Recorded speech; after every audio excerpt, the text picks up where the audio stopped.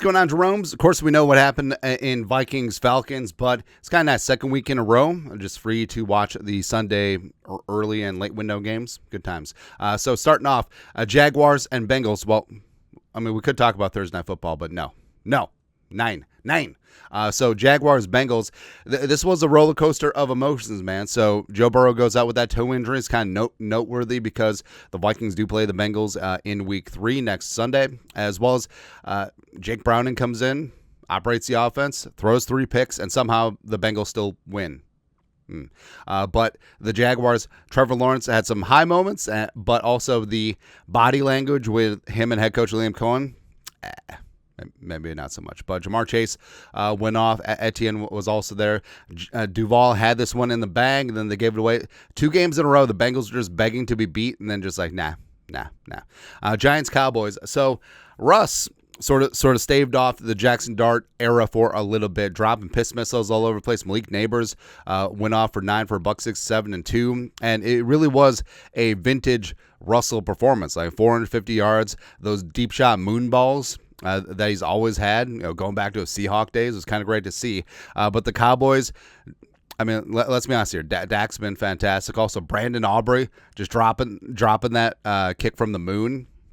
It's kind of great. So what was initially a ho-hum game turns into an absolute thriller, which is great. Then the Bears got beat down by the Lions 52-21. Monner scored 3 touchdowns, which is just going to make his podcast so just great. Jared Goff had 5 touchdowns, allegedly. Roma Dunze was a bright spot for the Bears. Caleb Williams eventually gave way to Tyson Bagent at the end. I can't wait for the quarterback controversy. It's going to be great, right? So the Vikings broke the Bears, and then all of a sudden the Lions are just like, oh, we're at home against Ben Johnson. We need to do this. We need to run up the score. Also, that touchdown before the half where Tisla was clearly down inbounds, and the clock should have ran out, but the refs just the refs could have spotted the Bears 7 touchdowns, and it wouldn't matter. The Rams, just too much for the Titans, right? And you see the sparks. Cam Ward is legit, just supporting cast is not there yet. And the Rams, Puka had a great run. Devontae Adams put up some numbers. Stafford is looking vintage again. So they're just too talented of a team for Tennessee. And again, I think that Cam Ward is the guy. They just have to give him infrastructure. They have to build a team around him. Haven't done that quite yet. Patriots, Dolphins. So another like low-key shootout classic. You have Drake May having a phenomenal game. Tua getting off the mat, except then throwing the late pick. Tyreek Hill showing people that he's still alive and around. But the Patriots, Ramondre Stevenson's getting the work that Trevon Henderson should be getting. Not that I'm bitter. Sean Booty's actually looking damn good as well. Vrabel gets his first win as head coach of the Patriots, 33-27. And the Dolphins, 0-2, listless. Yeah. 49ers. So all this talk about Mac Jones back before the 49ers traded up to 3 to take Trey Lance, because everyone thought that they were trading up for Mac Jones. But Jones then becomes a backup in San Francisco. Purdy's out with that injury. And Mac Jones just drops dimes, 279, 3 touchdowns, looking really damn good. Juwan Jennings is back. Spencer Rattler, by the way, in a losing effort, but kind of showing some spiciness, kind of showing some spark, had 3 touchdowns in his own right.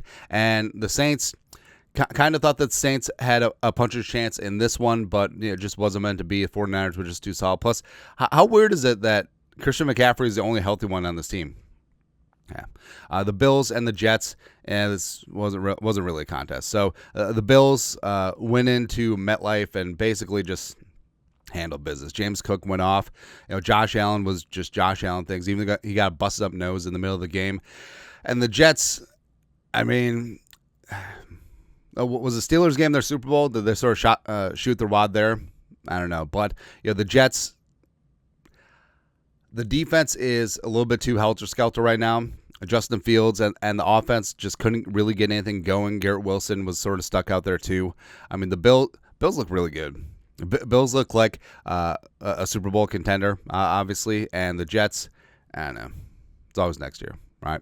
Seahawks and Steelers. So this one, Caleb Johnson, I really hope they don't cut Caleb Johnson. So the dumbest free touchdown ever. Caleb Johnson touches the kickoff, rolls into the end zone, doesn't field it, isn't aware of the new rules. So then Seahawks just cover up on it for an easy touchdown. But Sam Darnold, trials and tribulations through kind of a bad pick, but went out there, got a dub.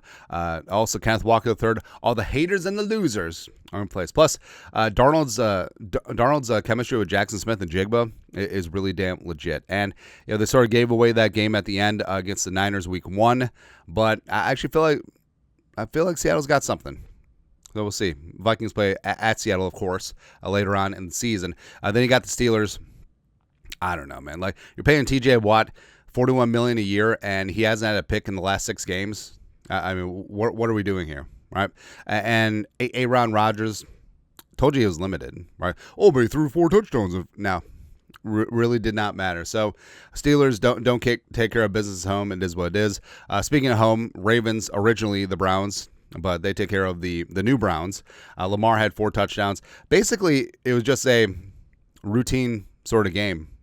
And the Ravens had that defensive score. And basically, Cleveland never really was in the fight.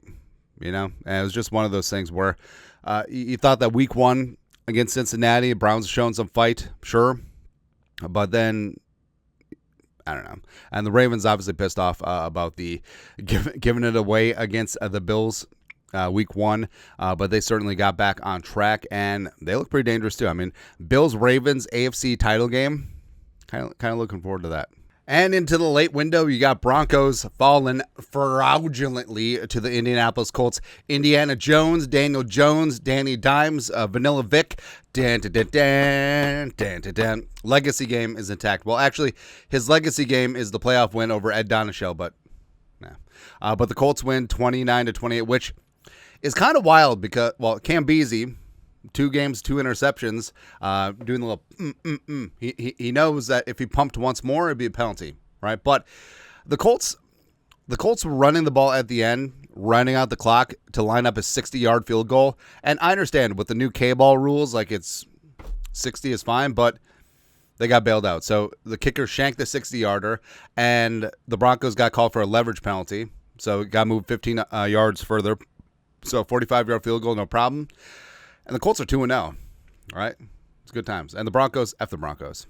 That's all. But for the Colts, Jonathan Taylor-Thomas ran wild. Danny Dimes looked good again. Like we said, Beasley got a second interception.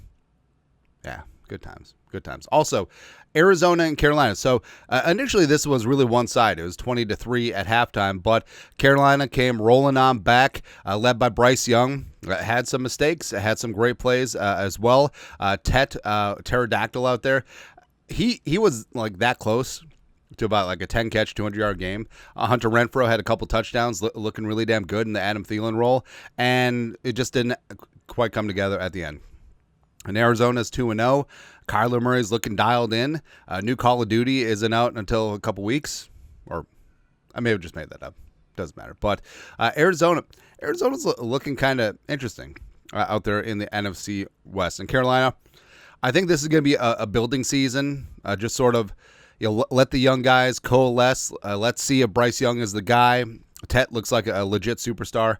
So just go from there, right? And then the America's Game of the Week. Eagles go into Kansas City, win 2017. And there's a couple problems with this game. Number one, the Chiefs' offense is really helter-skelter right now. The Chiefs are 0-2, and I don't see this improving anytime soon. Like, Mahomes is under duress. He's missing deep throws. And Kelsey, I mean, sometimes he shows up. A lot of times he doesn't. And this Kansas City defense is really the only thing holding this thing together. But, I mean, the offense is really holding this team back. It is. So, I don't know what they have to do. Do they trade for Tyreek Hill? I don't know if that's the cure-all answer. And the Eagles, so there's about 17 false starts on those Tush pushes. But it happens, man. But the Eagles, I mean, the Eagles are really damn good, man. Especially that Philadelphia defense. Makuba had a nice interception. Kelsey drops what should have been a touchdown, and then Makuba just runs it back. Quinion Mitchell is a damn stud. The pass rush is still there. So, I mean, to be the man, you got to beat the man. The Vikings play the Eagles in a couple of weeks, so bring it. Bring it. Right. So that's it. That's a look at week 1 besides the Vikings-Falcons, which we all know what happened. Yeah, it was. You guys are the best. You know what to do. Skull production value.